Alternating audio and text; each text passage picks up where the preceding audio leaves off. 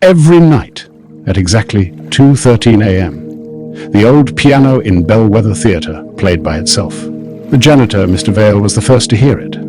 Slow melodies drifted through the empty halls long after the actors had gone home. At first he blamed rats in the walls, then faulty wiring, then his own exhaustion. But one winter night, curiosity finally outweighed fear.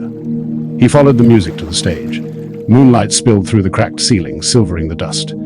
There sat the grand piano, black, enormous and moving, not playing, breathing. Its wooden body expanded with soft creaks, like ribs filling with air. Ivory keys lifted and lowered like nervous teeth. When Mr. Vale stepped closer, the piano abruptly stopped its song. One key pressed itself down. "Hello?" Mr. Vale nearly fainted. Another key followed. "Please don't run." The piano explained itself slowly, one letter at a time, while the theatre groaned around them. Long ago, it said, a composer named Aldrin Bellwether had loved music more than anything alive.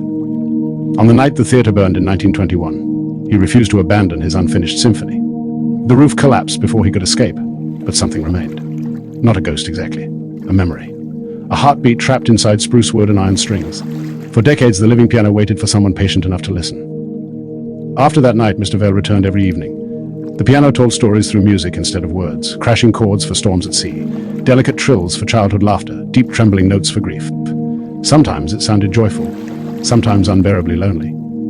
"You miss him?" Mr. Vale whispered once. The piano answered with a single soft chord. Yes. Years passed. The theatre continued to decay.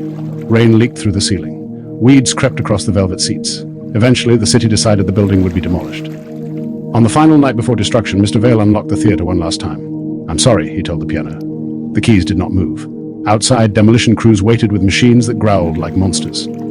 Then, quietly, the piano began to play. Not the sad melodies Mr. Vale knew so well, but something vast and radiant. Music flooded the theatre like sunrise pouring into a dark room. Dust swirled into golden clouds, cracked walls shimmered, even the broken chandeliers trembled with life. Mr. Vale realized what he was hearing. The unfinished symphony. Just as dawn touched the windows, and then the piano became still. Not silent, still, empty. The breathing stopped. Mr. Vale placed one hand on the worn black wood. It felt cold now, ordinary at last. Outside, the machines waited. Inside, the theatre held one final echo of music that refused to die.